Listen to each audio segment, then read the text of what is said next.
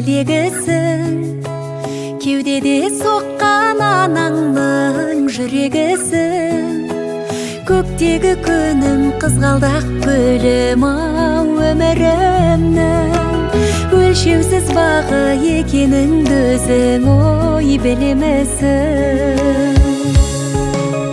Шолпаны менің таңымның, раушаны айран бағымның, аяулы қызым саясы менің ой жанымның. Жаралған мөлдір сезімнен айналдым сенің көзіңнен, асықпын күнге сырласа тұғын ой өзіңнен.